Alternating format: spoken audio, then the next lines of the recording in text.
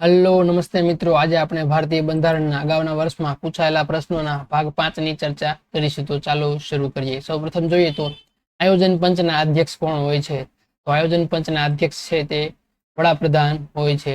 આયોજન પંચની સ્થાપના 15 માર્ચ 1950 ના રોજ કરવામાં આવી હતી, જે ભારત સરકારના ઠરાવ દ્વારા આ સંસ્થાની રચના કરવામાં આવી હતી અને પંચવર્ષીય યોજનાઓ અમલમાં મૂકતી હતી. કુલ 12 પંચવર્ષીય યોજનાઓ આયોજન પંચ દ્વારા બનાવવામાં આવી છે અને તેને લાગુ કરવામાં આવી છે. ત્યારબાદ 1 જાન્યુઆરી 2015 ના રોજ નીતિ આયોગની રચના કરવામાં આવી છે. નીતિ આયોગની રચના કરવામાં આવી છે, જે હાલ આયોજન પંચની જગ્યાએ નીતિ આયોગ સંસ્થા છે તે કામ કરે છે. નીતિ આયોગના અધ્યક્ષ પણ ભારતના વડાપ્રધાન હોય છે. ત્યારબાદ આગળ વાત કરીએ તો ભારતના બંધારણમાં દર્શાવેલ રાજ્ય નીતિના માર્ગદર્શક સિદ્ધાંતો સાથે નીચેના પૈકી કઈ બાબત સાચી નથી? અહીંયા રાજ્ય નીતિના માર્ગદર્શક સિદ્ધાંતો જેનો ઉલ્લેખ ભારતીય બંધારણના ભાગ 4 ની અંદર કરવામાં આવેલો છે તેની વાત કરવામાં આવી છે. તો આ રાજ્ય નીતિના માર્ગદર્શક સિદ્ધાંતો છે તેના અંતર્ગત અનુચ્છેદ 36 થી લઈને 51 સુધીના અનુચ્છેદનો ઉલ્લેખ કરવામાં આવેલો છે. અને આ રાજ્ય નીતિના માર્ગદર્શક સિદ્ધાંતો છે તે આયર્લેન્ડ દેશમાંથી લેવામાં આવેલા છે. અને આ રાજ્ય નીતિના માર્ગદર્શક સિદ્ધાંતો એટલે કે જે રાજ્યને માર્ગદર્શન પૂરું પાડે છે. અને આ રાજ્ય નીતિના માર્ગદર્શક સિદ્ધાંત છે તેનો ઉદ્દેશ્ય છે કલ્યાણકારી રાજ્ય સ્થાપવાનો. સૌ એના જોઈએ તો આમાં કઈ બાબત સાચી નથી એવું પૂછેલું છે આપણને. તો પ્રથમ છે દેશના શાસનમાં પાયાગત છે પહેલું વિધાન સત્ય. ત્યારબાદ બીજું, રાજ્યના કાયદા ઘડતી વખતે આ સિદ્ધાંતોનો અમલ કરવાની ફરજ રહે છે. બીજું વિધાન પણ સત્ય. આ સિદ્ધાંતોનો અમલ કોર્ટો વડે કરાવી શકાય. તો આ વિધાન છે તે ખોટું છે. તો અનુચ્છેદ 37 માં એવું કહેવામાં આવેલું છે, અનુચ્છેદ 37 માં એવું કહેવામાં આવેલું છે કે ન્યાયાલય ફરજિયાત આ લાગુ કરાવી શકશે નહીં. અહીંયા સી વિધાન છે તે ખોટું છે. જ્યારે ડી માં આ સિદ્ધાંતો એક અર્થમાં નાગરિકના અધિકાર છે, તો તે વિધાન પણ સત્ય છે. અહીંયા સી આન્સર આવશે. ત્યારબાદ આગળ જોઈએ તો ભારતમાં લગ્ન નોંધણીનો કાયદો ફરજિયાત કરવાનો આદેશ કોણે આપ્યો? લગ્ન નોંધણીનો કાયદો છે તે સુપ્રીમ કોર્ટ દ્વારા ફરજિયાત કરવામાં આવ્યો. ત્યારબાદ રાષ્ટ્રપતિ ખરડા પર સહી કર્યા વગર પોતાની પાસે રાખી મૂકે તેને શું કહેવાય છે? ભારતીય બંધારણના અનુચ્છેદ 111 અંતર્ગત રાષ્ટ્રપતિ છે તે ખરડાને 3 રીતે મંજૂરી આપે છે. એક છે આત્યંતિક વીટો એટલે કે એબ્સોલ્યુટ વીટો, જે આપણે બ્રિટન દેશમાંથી લીધેલો છે, જેમાં રાષ્ટ્રપતિ કોઈ ખરડાને મંજૂરી આપે છે અથવા તો પોતાની પાસે અમુક ટાઈમ માટે રોકી રાખે છે. જ્યારે બીજા વીટાનું નામ છે નિલંબનકારી વીટો એટલે કે સસ્પેન્શન વીટો, જે ફ્રાન્સ દેશમાંથી લેવામાં આવેલો છે, જેના અંતર્ગત રાષ્ટ્રપતિ છે તે ખરડાને ગૃહમાં પાછો મોકલે છે. પરંતુ જ્યારે બંને ગૃહ ખરડાને કોઈ પણ પ્રકારના સુધારા કર્યા વગર તેમ તો તેમ જ રાષ્ટ્રપતિને ફરી વખત મોકલે છે, ત્યારે રાષ્ટ્રપતિ તેને મંજૂરી આપવા માટે બંધાયેલા છે. અને ત્રીજા પ્રકારનો જે વીટો છે તે છે પોકેટ વીટો, જેના અંતર્ગત રાષ્ટ્રપતિ છે તે અનિશ્ચિત કાર્યકાળ માટે ખરડાને રોકી રાખે છે. અને પોકેટ વીટો છે તે આપણે યુએસએ એટલે કે અમેરિકા દેશમાંથી લીધેલો છે. ત્યારબાદ આગળ વાત કરીએ તો બંધારણીય સુધારા વિધેયક સંસદના કયા સદનમાં રજૂ કરવામાં આવે છે? તો બંધારણીય સુધારો છે સંસદના બંને ગૃહ એટલે કે લોકસભા અને રાજ્યસભા બંને ગૃહમાં તેને રજૂ કરી શકાય છે. તો અહીંયા આન્સર આવશે કોઈ પણ સદનમાં. પરંતુ બંધારણીય સુધારો છે તે સંસદની સંયુક્ત બેઠકમાં તે પેલું કરી શકાય નહીં. અને આ બંધારણીય સુધારો છે તે ભારતીય બંધારણના ભાગ 20 માં અનુચ્છેદ 368 અંતર્ગત બંધારણીય સુધારા કરી શકાય છે. એમાં 1973 ના કેશવાનંદ ભારતીય કેસમાં એવું કહેવામાં આવેલું છે કે બંધારણમાં સુધારો કરી શકાય, પરંતુ બંધારણના મૂળભૂત ઢાંચામાં કોઈ પણ પ્રકારનો ફેર થવો જોઈએ નહીં, તેવું કેશવાનંદ ભારતીય કેસમાં કહેવામાં આવેલું છે. ત્યારબાદ આગળ જોઈએ તો લોકસભાના પ્રથમ સ્પીકર કોણ હતા? તો લોકસભાના સૌ પ્રથમ સ્પીકર હતા જીવી માવલંકર એટલે કે, અને એકમાત્ર રાષ્ટ્રપતિ જે લોકસભાના અધ્યક્ષ રહી ચૂક્યા છે તો તે છે નીલમ સંજીવ રેડ્ડી, જેઓ લોકસભાના અધ્યક્ષ હતા ત્યારબાદ તેઓ રાષ્ટ્રપતિ પણ બન્યા હતા. અને આ સ્પીકર છે તેના પદનો ઉલ્લેખ ભારતીય બંધારણના અનુચ્છેદ 93 માં કરવામાં આવેલો છે, જેના અંતર્ગત લોકસભા ગૃહ છે તેમાંથી કોઈ પણ એક વ્યક્તિને અધ્યક્ષ અને એક વ્યક્તિને ઉપાધ્યક્ષ તરીકે ચૂંટી કાઢશે. અને લોકસભા છે તે નીચલું ગૃહ છે. જેબી માવલંકર એનું પૂરું નામ છે ગણેશ વાસુદેવ માવલંકર. અને આ જે અધ્યક્ષ અને ઉપાધ્યક્ષ છે તેની સેલેરીનો વાત છે તે ભારતીય બંધારણના અનુચ્છેદ 97 કરવામાં આવેલી છે. ત્યારબાદ રાજ્યસભાનું વિસર્જન કોણ કરી શકે છે? તો ખરેખર રાજ્યસભાનું વિસર્જન થતું નથી. રાજ્યસભા છે તે કાયમી ગૃહ છે, એટલે આન્સર આવશે એક પણ નહીં. રાજ્યસભાનું વિસર્જન કોઈ પણ કરી શકતા નથી. અને રાજ્યસભાના સભ્યો હોય છે તેનો સભ્યોનો કાર્યકાળ છે તે 6 યર એટલે કે 6 વર્ષનો કાર્યકાળ હોય છે. આ 6 વર્ષે સભ્યો છે તે નિવૃત્ત થતા હોય છે. અને રાજ્યસભાના જે ચેરમેન હોય છે તે ઉપરાષ્ટ્રપતિ હોય છે. ઉપરાષ્ટ્રપતિ હોદ્દાની રૂએ રાજ્યસભાના ચેરમેન હોય છે, જેનો ઉલ્લેખ ભારતીય બંધારણના અનુચ્છેદ 64 અંતર્ગત કરવામાં આવેલો છે. અને આ સભાપતિ અને ઉપસભાપતિના પદનો ઉલ્લેખ ભારતીય બંધારણના અનુચ્છેદ 89 અંતર્ગત કરવામાં આવેલો છે. ત્યારબાદ જોઈએ તો કાસ્ટિંગ વોટ એટલે શું? કાસ્ટિંગ વોટ એટલે કે જ્યારે કોઈ પણ મતદાન થાય ત્યારે બંને પક્ષે સરખા મતદાન થાય ત્યારે જે અગત્યનો એક મત છે, કિંમતી મત છે, ત્યારે અધ્યક્ષ અથવા સભાપતિ જે મત આપે છે તો તે મતને કાસ્ટિંગ મત કહેવામાં આવે છે. તો અહીંયા આન્સર આવશે એ બંને પક્ષે સરખું મતદાન થતા અધ્યક્ષે આપવાનો મત, તેને કાસ્ટિંગ વોટ કહેવામાં આવે છે. ત્યારબાદ બંધારણની કઈ કલમ હિન્દી ભાષાને દરજ્જો આપે છે? તો ભારતીય બંધારણની અનુચ્છેદ 351 છે, 351, જેના અંતર્ગત એવું કહેવામાં આવેલું છે કે સંઘની ફરજ રહે છે કે હિન્દી ભાષાનો પ્રચાર વધારે થાય તથા તેનો વિકાસ કરવાનો રહેશે. સંઘની ફરજ છે કે ભાષાનો પ્રચાર અને વિકાસ વધારે થાય તેની જોગવાઈ છે તે 351 અનુચ્છેદ અંતર્ગત કરવામાં આવેલી છે. ભાષા છે તેનો ઉલ્લેખ ભારતીય બંધારણના ભાગ 17 કરવામાં આવેલું છે, જેમાં આર્ટિકલ છે 343 થી લઈને 351 સુધીના અનુચ્છેદનો ભાષા સંબંધી ઉલ્લેખ કરવામાં આવેલો છે. અને અનુચ્છેદ 343 છે જેના અંતર્ગત સંઘની રાજભાષા દેવનાગરી લિપિ વાળી હિન્દી રહે છે, તેનો ઉલ્લેખ 343 કરવામાં આવેલો છે. અને મૂળ બંધારણમાં બંધારણ માન્ય ભાષાઓ કેટલી હતી? તો મૂળ બંધારણમાં બંધારણ માન્ય ભાષાઓ 14 હતી, પરંતુ હાલ બંધારણીય માન્ય ભાષાઓ કુલ કેટલી છે? તો 22 બંધારણીય માન્ય ભાષાઓ છે હાલ. ત્યારબાદ વાત કરીએ તો બંધારણની કઈ અનુસૂચિમાં ભારતના તમામ રાજ્યો અને કેન્દ્ર શાસિત પ્રદેશોની યાદી આપવામાં આવી છે? તો રાજ્યો અને કેન્દ્ર શાસિત પ્રદેશોની યાદી છે તે બંધારણની અનુસૂચિ પ્રથમમાં આપવામાં આવેલી છે, જેમાં રાજ્યો અને કેન્દ્ર શાસિત પ્રદેશોના નામ અને તેના રાજ્ય ક્ષેત્રનો ઉલ્લેખ કરવામાં આવેલો છે.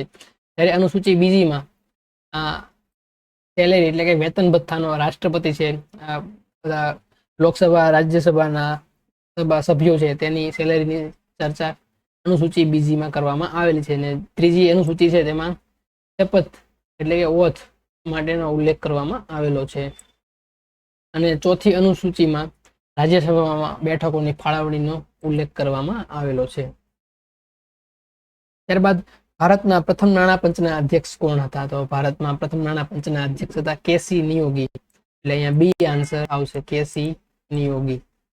અને નાણાં પંચ છે તેની રચના ભારતીય બંધારણના અનુચ્છેદ 280 અંતર્ગત કરવામાં આવે છે. અને 281 અંતર્ગત આ નાણાં પંચ છે તે રિપોર્ટ છે તે રાષ્ટ્રપતિને સોંપે છે. અને હાલ 15મું નાણાં પંચ ચાલે છે, તેના અધ્યક્ષ હતા NK સિંઘ, નંદકિશોર સિંઘ. ત્યારબાદ ભારતના બંધારણના આમુખને ભારતની રાજકીય જન્મ કુંડળી તરીકે ઓળખાવનાર કોણ હતા? તો આ ભારત બંધારણનો આમુખ છે તેને રાજકીય જન્મ કુંડળી તરીકે ઓળખાવ્યું તો તે વ્યક્તિ હતા કનૈયાલાલ માણેકલાલ મુનશી ઉર્ફ ઘનશ્યામ તરીકે તેઓ સાહિત્ય જગતમાં ઓળખાય છે. ત્યારબાદ બંધારણની કઈ કલમ અસ્પૃશ્યતા નાબૂદ કરે છે અને તેના આચરણ પર પ્રતિબંધ ફરમાવે છે? તો આ જે અનુચ્છેદ છે તે અનુચ્છેદ છે 17, જેના અંતર્ગત અસ્પૃશ્યતા નાબૂદીની વાત કરવામાં આવેલી છે. તેના અંતર્ગત નાગરિક સંરક્ષણ અધિનિયમ 1955 પણ ઘડવામાં આવેલો છે. અને SC/ST એટ્રોસિટી એક્ટ 1989 પણ અમલમાં મૂકવામાં આવેલો છે. ત્યારબાદ ભારતની સંસદીય પદ્ધતિ કયા દેશમાંથી લેવામાં આવેલી છે? તો ભારતમાં સંસદીય પદ્ધતિથી શાસન થાય છે તે ઇંગ્લેન્ડ દેશમાંથી એટલે બ્રિટનમાંથી લેવામાં આવેલી છે. ત્યારબાદ ગુજરાત વિધાનસભામાં સૌથી વધુ વખત બજેટ રજૂ કરનાર નાણામંત્રી કોણ છે? તો ગુજરાતની વિધાનસભામાં સૌથી વધુ વખત બજેટ રજૂ કરનાર નાણામંત્રી છે વજુભાઈ વાળા. તેઓ છેલ્લે કર્ણાટકના રાજ્યપાલ રહી ચૂક્યા છે અને હાલ તેઓ નિવૃત્ત જીવન ગુજરાત ખાતે રાજકોટમાં ગુજારે છે. ત્યારબાદ ભારતના પ્રથમ નાગરિક કોને કહેવાય છે? તો ભારતના પ્રથમ નાગરિક છે તે રાષ્ટ્રપતિને કહેવામાં આવે છે અને ભારત દેશના તમામ કામો રાષ્ટ્રપતિના નામે જ થાય છે અને રાષ્ટ્રપતિ છે તે આ દેશના બંધારણીય વડા છે. ત્યારબાદ આગળ જોઈએ તો કોઈ રાજકીય પક્ષના આદેશ વિરુદ્ધ તેનો સભ્ય હોય તેવા ધારાસભ્ય દ્વારા મત વિધાનસભામાં આપવામાં ન આવે તો, અહીંયા ન આપવામાં આવે તો એવી વાત કરવામાં આવેલી છે. ન આપવામાં આવે તો એટલે કે પક્ષ વિરોધી કાર્ય કરે તો તે ધારાસભ્ય તરીકે ગેરલાયક બને છે. સંસદ ધારાસભ્ય છે તેની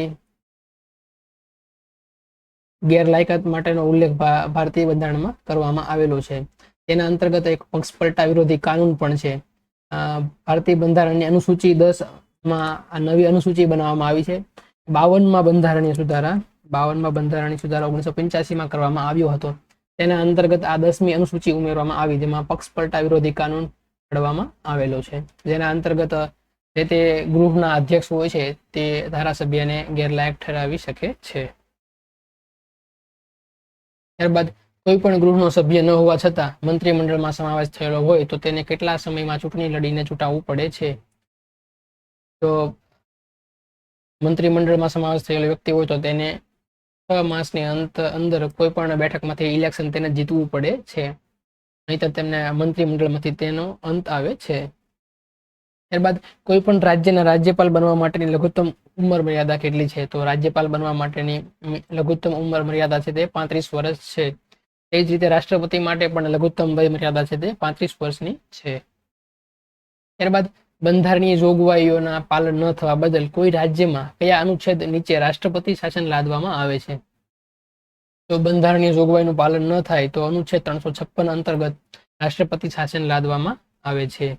તેવી જ રીતે અનુચ્છેદ 365 અંતર્ગત સંઘે આપેલા આદેશોનું પાલન ન થાય અથવા તો અમલ ન થાય ત્યારે પણ રાષ્ટ્રપતિ શાસન લાગી શકે છે. અનુચ્છેદ 365 અંતર્ગત પણ જો આદેશોનું પાલન ન થાય તો રાષ્ટ્રપતિ શાસન લાગી શકે છે. ત્યારબાદ કામનો અધિકાર, રાઇટ ટુ વર્ક, બંધારણના કયા ભાગમાં જણાવેલ છે? તો આ રાઇટ ટુ વર્ક છે તે ભારતીય બંધારણના ભાગ 4 અંતર્ગત રાજ્યનીતિના માર્ગદર્શક સિદ્ધાંતો છે તેના અંતર્ગત અનુચ્છેદ 41માં કામ મેળવવાનો અધિકારનો ઉલ્લેખ કરવામાં આવેલો છે. તો ભારતીય બંધારણના ભાગ 4માં કામનો અધિકારનો ઉલ્લેખ કરવામાં આવેલો છે. ત્યારબાદ કંટ્રોલર એન્ડ ઓડિટર જનરલ ખાલી જગ્યા પદ છે. તો આ કંટ્રોલર એન્ડ ઓડિટર જનરલ પદ છે કેગનું, તે બંધારણીય પદ ધરાવે છે. કેગનો ઉલ્લેખ ભારતીય બંધારણના અનુચ્છેદ 148 અંતર્ગત કરવામાં આવેલો છે અને તે 6 વર્ષ અથવા 65 વર્ષ બંનેમાંથી જે ઓછું હશે ત્યાં સુધી તેઓ આ પદ પર કાર્યરત રહેશે અને તેમની નિમણૂક છે તે રાષ્ટ્રપતિ દ્વારા કરવામાં આવતી હોય છે. ત્યારબાદ જોઈએ તો બંધારણમાં સુધારા કરવાની જોગવાઈ કયા અનુચ્છેદમાં જણાવવામાં આવેલ છે? તો બંધારણમાં સુધારા કરવાની જોગવાઈ છે તે ભારતીય બંધારણના અનુચ્છેદ 368 અંતર્ગત કરવામાં આવેલી છે. ભારતીય બંધારણના ભાગ 20માં બંધારણીય સુધારા બાબતોની જોગવાઈ કરવામાં આવેલી છે. ત્યારબાદ જોઈએ તો ભારત સરકાર દ્વારા વિકલાંગોને હકો અપાવતું bill, right person with disability bill ક્યારે મંજૂર કરવામાં આવ્યું? તો આ બિલ છે તે વર્ષ 2016માં મંજૂર કરવામાં આવ્યું. ત્યારબાદ અનુસૂચિત જાતિ, અનુસૂચિત આદિજાતિ અત્યાચાર નિવારણ એક્ટ 2016ની જોગવાઈઓ મુજબ જાહેર સેવક દ્વારા કિન્નાખોરી કરવામાં આવેલ હોય ત્યારે ભોગ બનેલ SC/ST ના વ્યક્તિ અથવા અહેવાલના FIRના તબક્કે તેમને કેટલા રૂપિયાની રાહત ચૂકવવામાં આવે છે? તો તેમને FIRના તબક્કે સૌપ્રથમ 50,000ની સહાય ચૂકવવામાં આવે છે. ત્યારબાદ કઈ જાતિ આદિજાતિઓના કયા ભાગોને અથવા તેની અંદરના જૂથોને કોઈ રાજ્ય સંબંધમાં સંવિધાનના હેતુઓ માટે અનુસૂચિત જાતિઓ ગણવી તે રાજ્યની બાબતમાં તેના રાજ્યપાલના વિચાર વિનિમય કરીને જાહેરનામાથી નિર્દિષ્ટ કરશે. આ પ્રકારની જોગવાઈ બંધારણના કયા આર્ટિકલમાં કરવામાં આવેલી છે? તમને અનુસૂચિત જાતિઓની વાત કરેલી છે. તો અનુસૂચિત જાતિઓ માટેનો ઉલ્લેખ છે તે ભારતીય બંધારણના અનુચ્છેદ 341 અંતર્ગત કરવામાં આવેલો છે. એવી જ રીતે અનુસૂચિત જનજાતિ પૂછે તો તમારા આર્ટિકલ આવશે 342, ખાસ યાદ રાખજો. ત્યારબાદ ભારતીય બંધારણના અનુચ્છેદ 76 મુજબ ભારતના એટર્ની જનરલ નિમણૂક કોના દ્વારા કરવામાં આવે છે? તો અનુચ્છેદ 76 અંતર્ગત એટર્ની જનરલ એટલે કે મહાન્યાયવાદીના પદની ઉલ્લેખ કરવામાં આવેલો છે, જેની નિમણૂક છે તે રાષ્ટ્રપતિ દ્વારા કરવામાં આવે છે અને અનુચ્છેદ 88 મુજબ તેમને કોઈ પણ ગૃહમાં બોલવાનો બેસવાનો અધિકાર છે, પરંતુ મત આપવાનો અધિકાર નથી. અનુચ્છેદ 104 અંતર્ગત તેમને સંસદ સભ્યોને જે વિશેષાધિકાર મળે છે તે વિશેષાધિકાર એટર્ની જનરલને પણ આપવામાં આવતા હોય છે.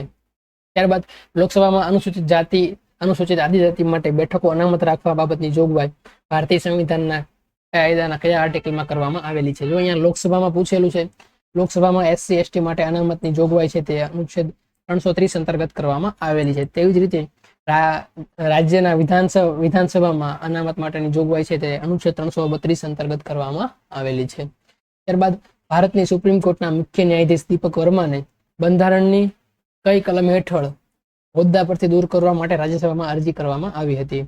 એક સમયે દીપક વર્મા છે તે મુખ્ય ન્યાયાધીશ હતા, ત્યારે તેમને દૂર કરવા માટે સૌપ્રથમ રાજ્યસભામાં અરજી કરવામાં આવી હતી. તો કયા આર્ટિકલ અંતર્ગત કરવામાં આવી હતી? તો કોઈ પણ ન્યાયાધીશ છે તેને તમે દૂર કરવા માટે, સુપ્રીમ કોર્ટના ન્યાયાધીશ છે તેને દૂર કરવા માટેનો અનુચ્છેદ છે 124 પેટા 4 અંતર્ગત ન્યાયાધીશ તપાસ અધિનિયમ 1968 ન્યાયાધીશ તપાસ અધિનિયમ 1968 અંતર્ગત તપાસ કરીને તેને દૂર કરી શકાય છે. જેના અંતર્ગત સૌપ્રથમ લોકસભાના ઓછામાં ઓછા 100 સભ્યો અથવા રાજ્યસભાના ઓછામાં ઓછા 50 સભ્યો આ અહેવાલ છે તે અનુક્રમે અધ્યક્ષ અથવા સભાપતિને આપે છે, અને અધ્યક્ષ સભાપતિ એનો રિપોર્ટ છે તે સ્વીકારે છે.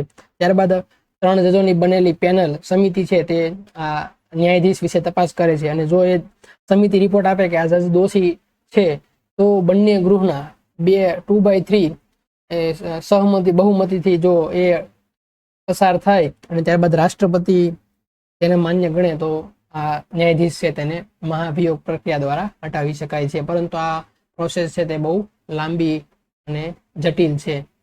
આજ સુધી કોઈ પણ ન્યાયાધીશને આ પ્રોસેસથી હટાવવામાં આવેલા નથી. ત્યારબાદ કઈ આદિજાતિઓ અથવા આદિજાતિ સમુદાય અથવા તેની અંદરના કયા જૂથોને કોઈ રાજ્ય સંબંધમાં આ સંવિધાનના હેતુઓ માટે અનુસૂચિત આદિજાતિઓ ગણવી તે રાજ્યની બાબતમાં તેના રાજ્યપાલ વિચાર વિનિમય કરીને જાહેરનામાથી નિર્દિષ્ટ કરશે. આ પ્રકારની જોગવાઈ ભારતીય બંધારણના કયા આર્ટિકલમાં કરવામાં આવેલી છે? તો અનુચ્છેદ 342 અંતર્ગત કોઈ પણ જાતિને તમે ST એટલે કે આદિજાતિ જાહેર કરી શકે છે. રાષ્ટ્રપતિ છે તે આદિજાતિ જાહેર કરી શકે છે. તેના માટે તે રાજ્યપાલની સલાહ સૂચન લેતા હોય છે, વિચાર વિનિમય કરતા હોય છે. ત્યારબાદ અનુચ્છેદ 88 પ્રમાણે ગૃહમાં નીચેનામાંથી કોને મતદાનનો અધિકાર નથી? તો ભારતના એટર્ની જનરલ છે એને અનુચ્છેદ 88 અંતર્ગત મત આપવાનો અધિકાર નથી, પરંતુ તે બંને ગૃહમાં બેસી શકે છે અને બોલી શકે છે, પરંતુ મત આપી શકતા નથી. અનુચ્છેદ 88 અંતર્ગત. તેવી જ રીતે અનુચ્છેદ 177 અંતર્ગત એડવોકેટ જનરલ છે તે પણ રાજ્ય વિધાન મંડળના બંને ગૃહમાં બેસી શકે છે, બોલી શકે છે, પરંતુ મત આપી શકતા નથી. ત્યારબાદ સરકારી કર્મચારીઓ અને સામાન્ય નાગરિક માટે અલગ તેવા શાસનને શું કહી શકાય? બંને માટે અલગ કાયદા તેવા શાસનને શું કહી શકાય? તેને કહી શકાય છે વહીવટી કાયદાની પદ્ધતિ કહી શકાય છે. ત્યારબાદ મનુષ્ય વેપાર અને બળજબરીથી કરાવવાની મજૂરી ઉપરના પ્રતિબંધ બાબતનો ઉલ્લેખ ભારતીય સંવિધાનના કાયદાના કયા આર્ટિકલમાં કરવામાં આવેલો છે? તો આ બળજબરી મનુષ્ય વેપાર છે એને વેઠ પ્રથા કહેવામાં આવે છે, તેનો ઉલ્લેખ ભારતીય બંધારણના અનુચ્છેદ 23 અંતર્ગત કરવામાં આવેલો છે. અને 23-24 આર્ટિકલ છે એ શોષણ વિરુદ્ધનો અધિકાર દર્શાવે છે. ત્યારબાદ વિધાનસભાની ચૂંટણી માટે કાયદો કોણ બનાવે છે? તો વિધાનસભાની ચૂંટણી માટે ચૂંટણી પંચ છે તે કાયદો બનાવે છે. ગુજરાતની પ્રથમ વિધાનસભાના અધ્યક્ષ કોણ હતા? તો ગુજરાતની પ્રથમ વિધાનસભાના અધ્યક્ષ હતા કલ્યાણજી મહેતા, અને 2 વાર અધ્યક્ષ બનેલા હોય તેવા વ્યક્તિ છે કુંદનલાલ ધોળકિયા, અને સૌપ્રથમ કાર્યકારી અધ્યક્ષ બનેલા હોય તો તે વ્યક્તિ છે મનુભાઈ પાલખીવાળા. ત્યારબાદ લોકસભાના સૌપ્રથમ નાયબ અધ્યક્ષનું નામ જણાવો. તો લોકસભાના સૌપ્રથમ નાયબ અધ્યક્ષ હતા M.A. આયંગર.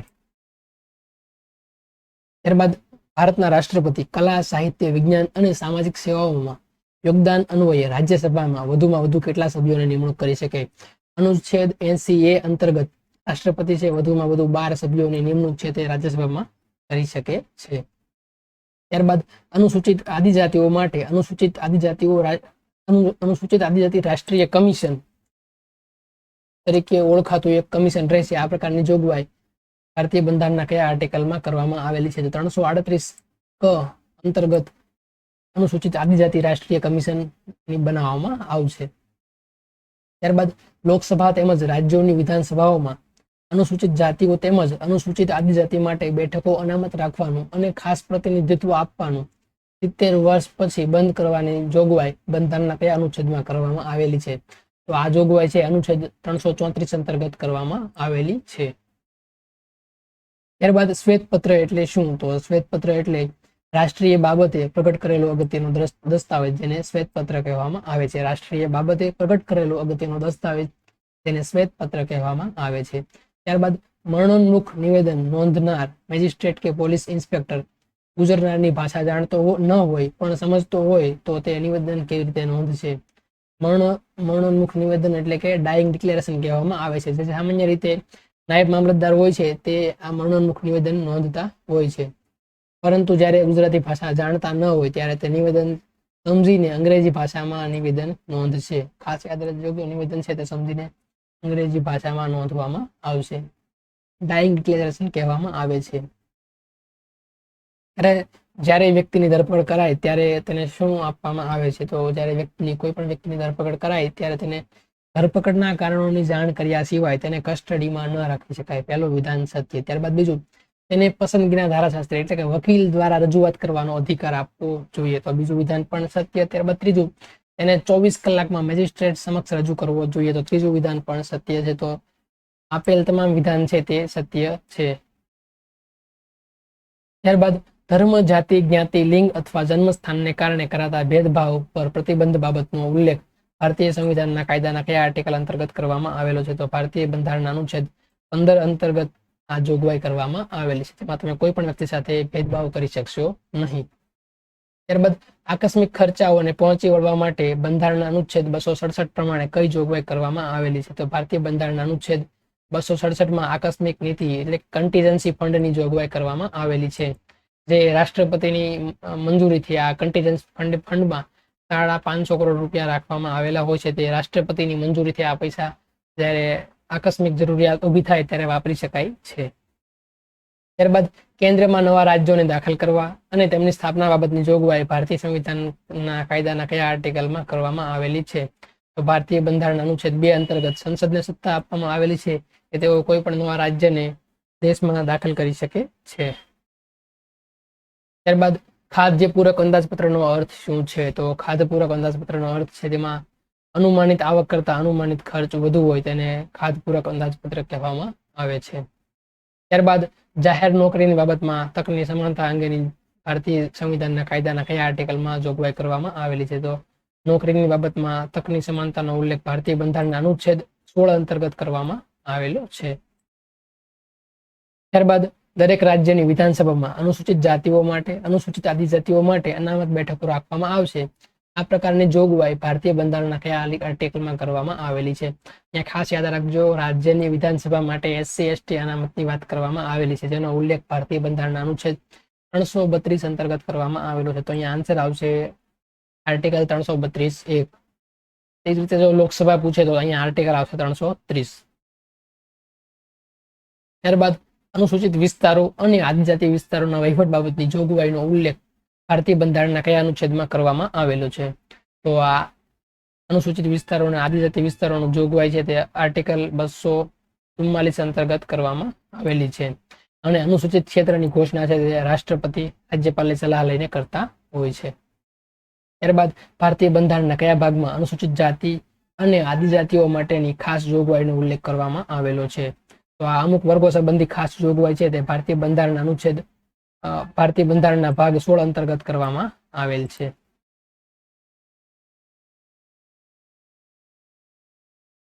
ત્યારબાદ પછાત વર્ગોની સ્થિતિની તપાસ કરવા માટે કમિશનની નિમણૂક બાબતની જોગવાઈ કયા અનુચ્છેદમાં કરવામાં આવેલી છે? તો પછાત વર્ગોની સ્થિતિના માટે કમિશન બનાવવાની જોગવાઈ છે તે અનુચ્છેદ 340 અંતર્ગત કરવામાં આવેલી છે. ત્યારબાદ ભારતના કોઈ પણ રાજ્યમાં અનુસૂચિત આદિજાતિઓનું કલ્યાણ સાધવા તે રાજ્યમાં સહાય માટે ખાસ અનુદાન કરવાની જોગવાઈ ભારતીય બંધારણના કયા આર્ટિકલમાં કરવામાં આવેલી છે? તો આ ખાસ અનુદાન આપવાની જોગવાઈ છે તે ભારતીય બંધારણના અનુચ્છેદ 275 અંતર્ગત તેનો ઉલ્લેખ કરવામાં આવેલો છે. 275 આર્ટિકલ છે તેમાં કહેવામાં આવેલું છે કે સંઘમાંથી અમુક રાજ્યને અનુદાન આપવાની જોગવાઈ છે તે 275 અનુચ્છેદમાં કરવામાં આવેલ છે. ત્યારબાદ અનુસૂચિત જાતિ, અનુસૂચિત જનજાતિ અને અન્ય નબળા લોકોના આર્થિક અને શૈક્ષણિક હિતોનું સંવર્ધન કરવા જોગવાઈ ભારતીય સંવિધાનના કયા આર્ટિકલમાં કરવામાં આવેલી છે? તો આ અન્ય પછાત વર્ગના, નબળા વર્ગના લોકોનું છે તે કલ્યાણ કરવા માટે જોગવાઈ ભારતીય બંધારણના અનુચ્છેદ 43 અંતર્ગત કરવામાં આવેલી છે. તો બસ મિત્રો, આજે આપણે આટલું રાખીએ. જો આપને આ વિડીયો ગમ્યો હોય તો લાઈક કરો, આપના મિત્રો સુધી શેર કરો અને આવનારા વિડીયો નોટિફિકેશન માટે અમારી ચેનલ